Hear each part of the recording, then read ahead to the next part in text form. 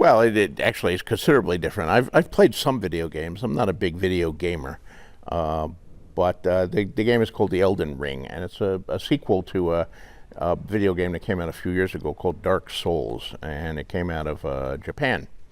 My work on it was actually done years ago. These games, they're like movies. They take a long time to develop.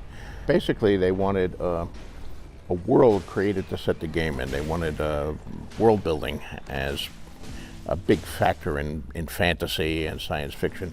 You're not only talking about the characters and the plot, but the setting is almost as important as everything else. Tolkien's Middle Earth, Robert E. Howard's Hyborian Age, the foundation universe of Isaac Asimov.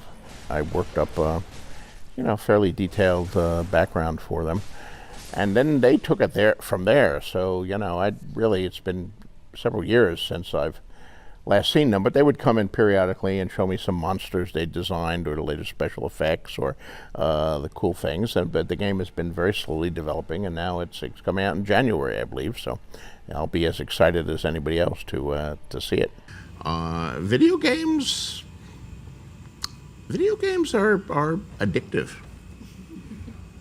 I don't play many video games, and it's not because I don't like them. It's because when I did play a few, I liked them too much.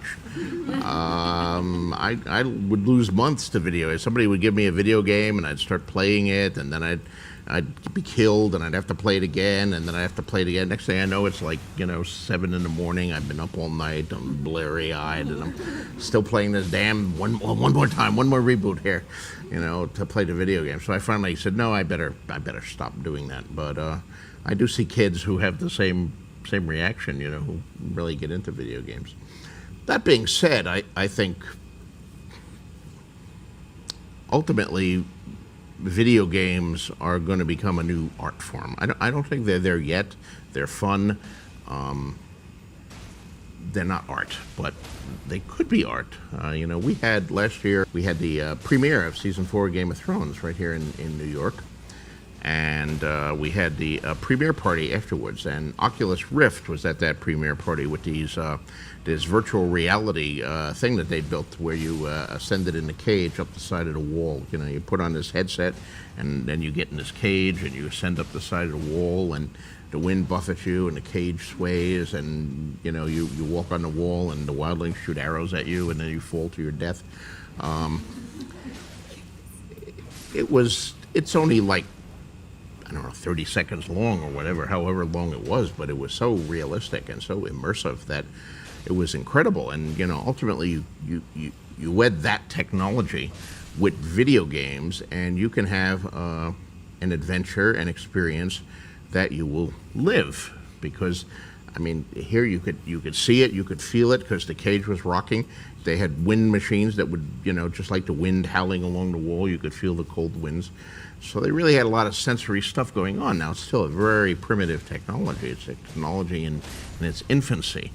But when you take the plots and the world building of video games and you couple it with that, ultimately you will get an entertainment medium, not unlike many science fiction writers predicted a long time ago, where you'll put yourself in a sensory deprivation tank or something like that, and you're actually living some adventure where you're not just reading an author's event, but you're making your own decisions, you're going wherever it is, you're in a different world. I imagine the first ones to really pioneer this technology will be the porn guys, because porn always seems to lead every technological innovation here, from videos to to CDs, to whatever, to the internet now. But ultimately it will be used for all sorts of things, and hopefully at some point we'll get a Shakespeare who will make a true art form out of it, and we'll make a game